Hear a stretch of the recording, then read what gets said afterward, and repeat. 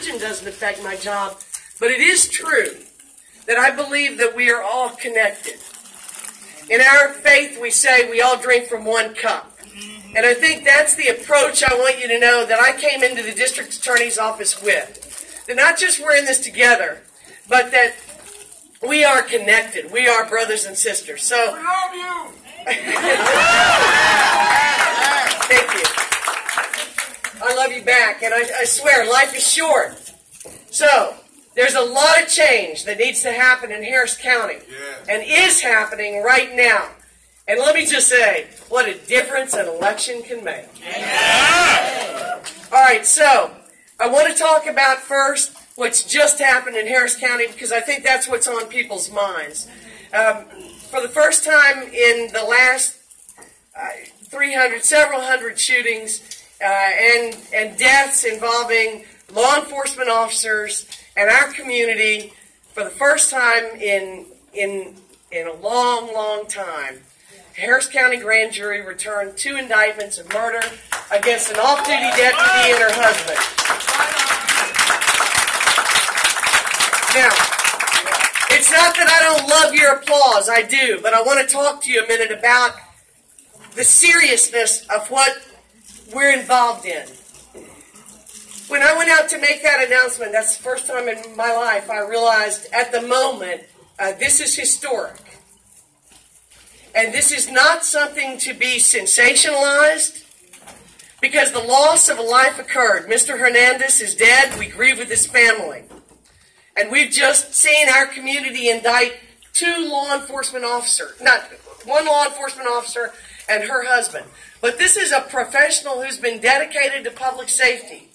This is not some street thug. This is a person who's operated and worked on your behalf and mine. And so her life and her husband's life are also not to be taken lightly.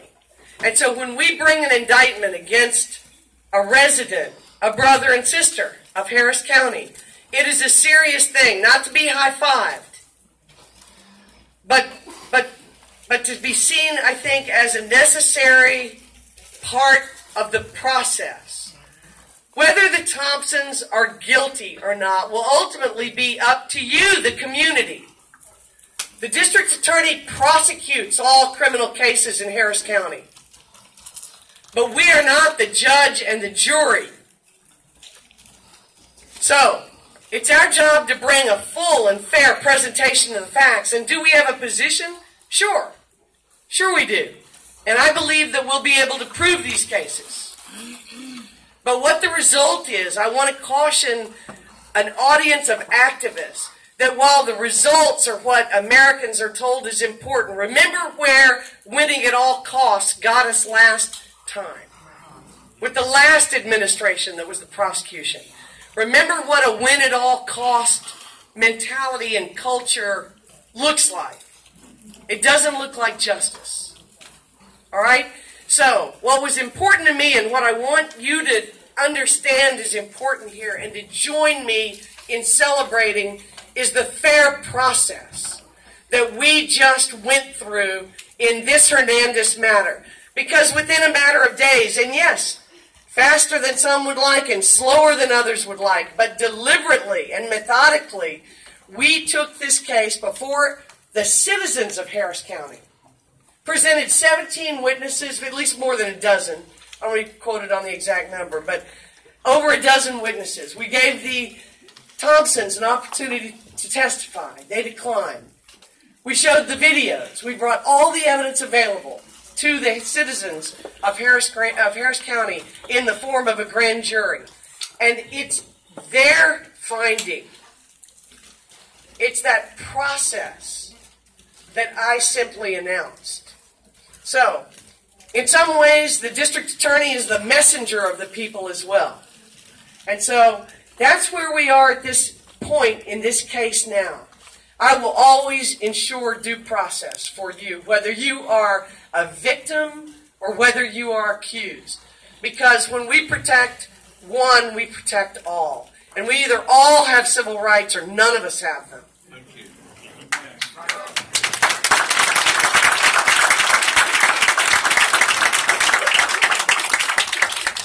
So I'm sitting here looking at Jerry, who's been a lawyer longer than me and who taught me a lot of things about being a lawyer. And I'm just so proud. I want you to know how proud I am to serve as your elected district attorney, because we really are the guardians of justice in Harris County. As a criminal defense lawyer, as Jerry is, our duty is very different. It's to zealously represent our client. It is to go out and win. But it's to do so without cheating. We're not even, as defense lawyers, we're not to suborn perjury. We're not to ask people questions that we know their answers are lies. So there is a fair way of zealously representing those accused that's still constitutional, that's still fair, that's still part of the process. And that's how we performed as defense lawyers. But prosecutors have a slightly different duty. While our job is to prosecute every criminal offense in Harris County, our overarching reason for being is to seek justice. And that means a lot of things to a lot of people, but at the end of the day, it's supposed to mean a fair process and outcome for the victim, the accused, and the community. And we forget about the community a lot, but let me tell you, when we polled people when I was running for office, using the taxpayer dollar importantly was second only to public safety. We want our taxpayer dollars used correctly. Why? Because there are a limited number of them, because we're out there working our tails off to support a government through a social compact that basically says we agree to live this way. You agree to pay your tax dollars to protect yourselves through us, through the DA's office and through law enforcement. So you see, it's an agreement that we have as a community. And that's why it's important to include them when I talk about what is the purpose and mission of the district attorney's office. So, that said, let me give you a quick rundown on what we've been up to other than the big case that's been in the news. We, on day 47, started implementing drug policy reform through our misdemeanor marijuana diversion program.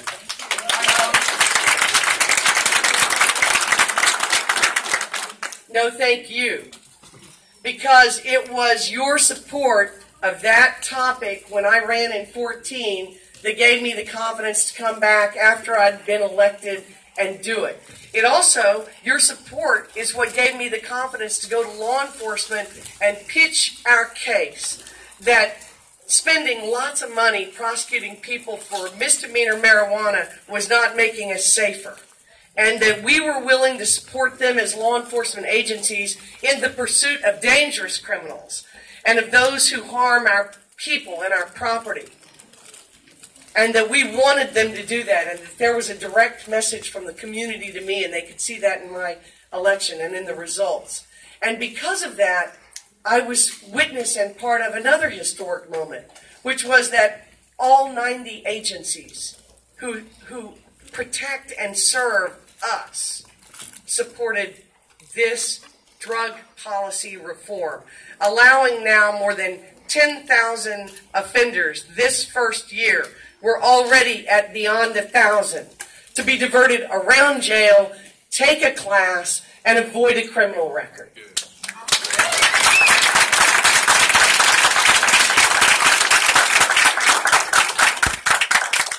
Do not be lured into the idea that I truly decriminalized anything. I don't have that power. That's the legislative branch. But I do have the discretion and authority that you, the people, gave me as your elected DA to use your money wisely to try and protect you in the most effective way possible. And that's what that decision represented. And the support of law enforcement was historic. And we should be grateful for their open-mindedness in this regard. They too have children. We want our people to have an opportunity to succeed and to have a great world-class city like we have, our hometown, my hometown.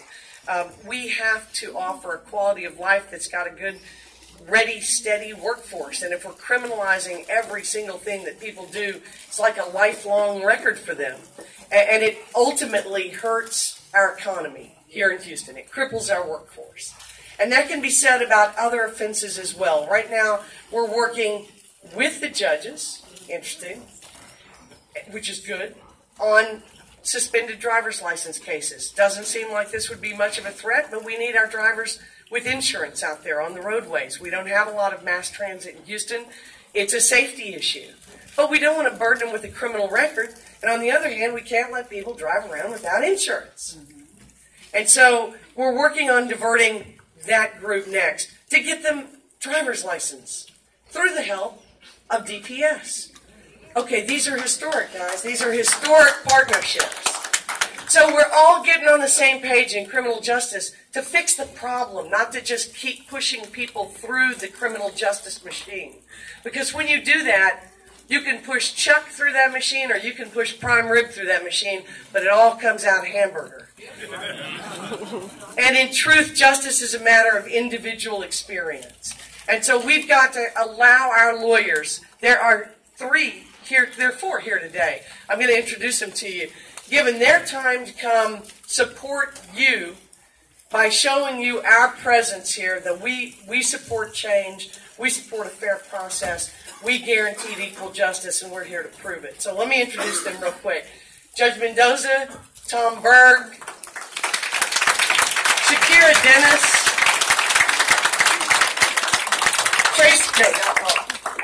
come on, girls. I'm slow. I'm Erica Robinson and Tracy Uhl. Yeah. Stephanie Uhr. Thank you. So I'm still learning everybody's names. They're really patient with me. These are the lawyers that are on the front line every day. There are 700 employees. So they forgive me, and they come up and introduce themselves by name, which they have to do. I'm 57. I can hardly remember it. But we're going to get there. But these are the people who are working for you every day. And I want you to know them because they're dedicated. Public service, if you do it right, you get poorer, not richer. You give more than you take. But at the end of the day, it's quite a rewarding life. So that's why they're here. What else have we been up to? Well, bail reform. Incarcerating the poor, simply because they're poor. So let's just say our judges were sued for a chronic problem in Harris County, which is that they would not allow pretrial bonds for indigent or poor defendants for nonviolent crimes because they didn't have to under our law. And so somebody said, well, the thing is, no, you don't have to give PR bonds, but it is unconstitutional to hold people simply because they're poor. And nobody had proven that connection, at least in the last 10 years. It's important for you to understand that the recent lawsuit was the third lawsuit in my lifetime as a lawyer. So in 30 years, we've been sued 3 times for the same thing. It's a chronic problem. Though it's an excellent example of exactly where the establishment, the criminal justice establishment's mind has been. We're going to keep people in jail because we can. And we're going to arrest and prosecute as many people as we can because we can. And really, nobody got around to tying it to, well, is this making us any safer? And by the way, is this a good use of taxpayer dollars? And by the way, is this constitutional? Because it's certainly not fair. So I came in on the side of the plaintiffs, which was unusual, as did your sheriff, Ed Gonzalez, and he was a party. As did one of your county criminal court and law judges, Daryl Jordan. That took guts. And you all, really, when you see Daryl Jordan and when you see Ed Gonzalez, thank them. That took a lot to stand up in the face of a strong wind.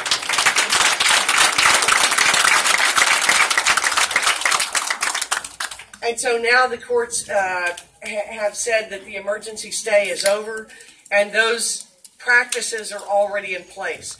So I want to tell you real quick what our office did, because I'm so proud of the staff that did it. For 30 years, we've been opposing pretrial bonds. It's how I was taught as a young prosecutor, really without regard to the reason why. I was a young lawyer. I was influenced. I was trained that it was the position of the state that we were always safer if the accused were in jail. Now, it seems a little draconian now, but remember, back in the mid-'80s when I started, we were in the middle of a crime wave, and for some people, securing the individual is the most important thing. And when it comes to violent criminals, I'm right there. I agree. I'm for incapacitating them and trying them as quick as we can. Let the community decide. And let them be separated from us for our safety. My mom was a kidnapped victim. Y'all may or may not know the story, but public safety is why I ran for this job. So, our lawyer